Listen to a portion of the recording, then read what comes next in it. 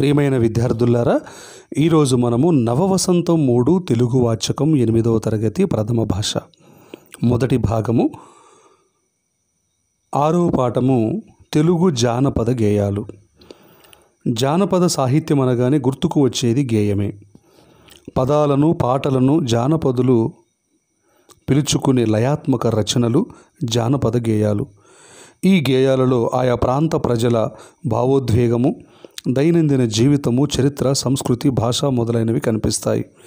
సామూహిక ప్రచారము, సరళ భావం, జనప్రియత్వం అనేది వీటి యొక్క లక్షణాలు. ఇక మనం పాటలోనికి ప్రవేశిస్తే చదవండి, ఆలోచించండి, చెప్పండి. ఇక్కడ ఒక మంచి పాట ఉంది, చూడండి.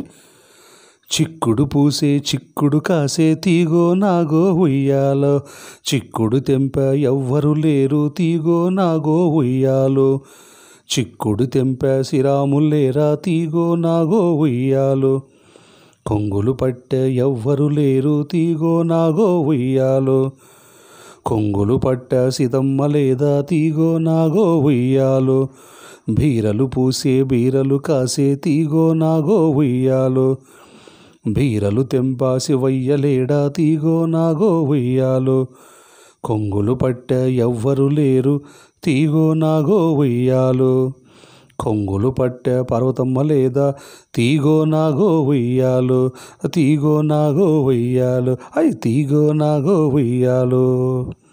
పిల్లలు, మరి చక్కటి పాట ఎంతో అద్భుతంగా ఉంది కదా. మరి దీనికి సంబంధించినటువంటి కొన్ని ప్రశ్నలు అక్కడ మనకు ఉన్నాయి, చూడండి. ఈ గేయం దేని గురించి చెప్తుంది అంటే, జానపద కళాకారులు దేవతామూర్తుల్ని స్మరించుకునే విషయాలను గురించి ఇక్కడ మనకి తెలియజేస్తూ ఉంది. ఎందుకంటే చిక్కుడు తెంప శ్రీరాములేరా, కొంగు పట్టె సీతమ్మ లేదా, అదేవిధంగా బీరలు పూసే, ఇవన్నీ కూడా ఏంటంటే భగవంతుడిని ఆరాధిస్తున్నట్టుగా మనకి కనిపిస్తూ ఉంటాయి. ఈ గేయాన్ని ఏమంటారో తెలుసా అంటే జానపద గేయాలు అంటారు. ఏమంటారు? జానపద గేయాలు అంటారు. ఇట్లాంటి గేయాలను వాటి యొక్క గొప్పతనం ఏమిటి అని అంటే, ఇవి తరతరాలుగా చెరిగిపోయినటువంటి జ్ఞాపకాలుగా మనందరి హృదయాల్లో శాశ్వతంగా ఉంటాయి. ఇక పాఠం యొక్క ఉద్దేశము, తెలుగువారి ఆచార సాంప్రదాయాలను, తాత్వికతను, చరిత్రను తెలిపే తెలుగు జానపద గేయాల యొక్క గొప్పతనం, వైవిధ్యాన్ని తెలియచేయటమే ఈ పాఠము యొక్క ప్రధానమైనటువంటి ఉద్దేశము. తర్వాత పాఠ్యభాగ వివరాలు.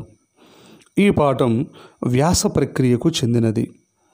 ఈ పాఠ్యాంశము ఆచార్య బిరుదురాజు రామరాజు రాసినటువంటి వ్యాసములో నుంచి ఈ యొక్క పాఠం తీసుకోబడింది.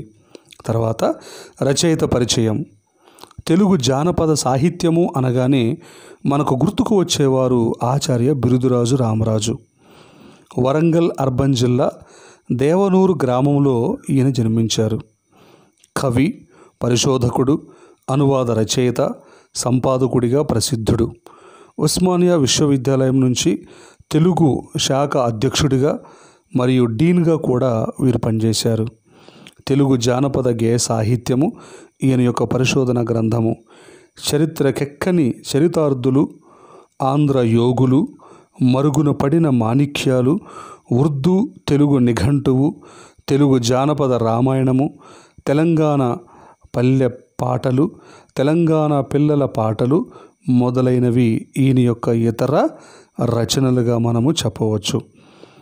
సో ఆచార్య బిరుదురాజు రామరాజు గారు 16/4/1925 జన్మించి 8/2/2010 సంవత్సరంలో వీరు మరణించడం అనేది జరిగింది. ఇక మనం పాఠంలోనికి ప్రవేశించి మొదటి భాగాన్ని మనం ఈ యొక్క వీడియోలో చూస్తానికి పరిశీలన చేద్దాం. చూడండి.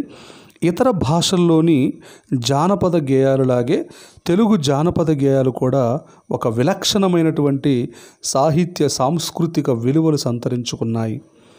ప్రజల నోటి నుంచి అప్రయత్నంగా వెలువడిన ఈ గేయాలలో చక్కటి శిల్పము కానవస్తుంది. ఈ గేయ సంపదను భద్రపరిచి విశ్లేషించి పరిశీలించడం ఎంతైనా అవసరం. తెలుగు భాషా సంస్కృతుల చరిత్ర ఎంత ప్రాచీనమైనదో తెలుగు జానపద చరిత్ర కూడా అంత ప్రాచీనమైనటువంటిది. ఈ జాతీయ కవిత ప్రజలకు అత్యంత సన్నిహితం కావటం చేత తెలుగులోను శిష్ట సాహిత్యం కంటే జానపద గేయాలే తెలుగువారి సంస్కృతికి ఉత్తమ దర్పణంగా ఉన్నాయి. వాస్తవానికి జానపద గేయాలు శక్తిని, చైతన్య స్ఫూర్తిని తెలుగు ప్రజల జీవన స్రవంతి నుంచే పరిగ్రహించాయి. అందువల్ల మతపరమైనటువంటి ఉద్యమాలు, వీర కృత్యాలు, మహాపురుషుల గాథలు, ఆచార వ్యవహారాలు, సాంప్రదాయాలు, విశ్వాసాలు, వినోద సాధనాలు, సౌందర్యము, సంపద, విషాద వృత్తాంతాలు, ఒక్క మాటలో చెప్పాలంటే తెలుగు ప్రజల జీవితం యావత్తు కూడా జానపద గేయాలలో మధుర మంజుల శృతిలో ప్రతిధ్వనిస్తుంది. తెలుగువారి దైనందిన జీవితంలో కవిత సౌరభం గుబాలిస్తుంది.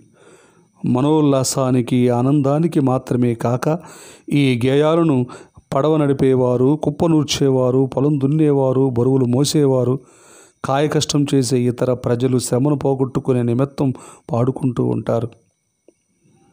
వీటిలో సరళమైనటువంటి భావాలు, ఇతివృత్తము ఉంటాయి. ఇందలి కవితలు ఆస్వాదించేందుకు కేవలం మేధస్సు కంటే మృదు హృదయం ఎంతో అవసరము.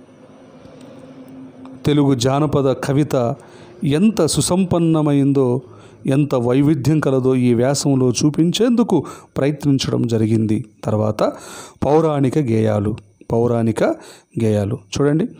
శిష్ట సాహిత్యంలో మాదిరే జానపద గేయాలకు కూడా పురాణేతిహాసాల నుంచి కథా వస్తువును స్వీకరించారు. రామాయణాదులలో, అనువాదాలలో మూలంలో లేని గాథలు ఎన్నో కానవస్తున్నాయి. జానపద గేయాలలో దాదాపు ప్రసిద్ధ పౌరాణిక గాథలన్నీ ఉన్నాయి. పౌరాణిక గాథలపైన మన గ్రామీణులు గొప్ప భక్తి, ప్రేమాభిమానాలు చూపుతారు. పురాణాలలోని అమూల్యమైన ఉపదేశాలను విద్యావంతులు వాటిని చదువుకొని అర్థం చేసుకుంటారు. కాగా పామరులు వాటిని జానపద గేయాల ద్వారా గ్రహిస్తారు. పామరులు ఈ ఉపదేశాలను అర్థం చేసుకునే విధంగా జానపద గేయాలలో పొందుపరిచారు. రామాయణం, మహాభారతం, భాగవతాది పురాణాలు వారి అభిష్టానుగుణంగా రూపొందించారు.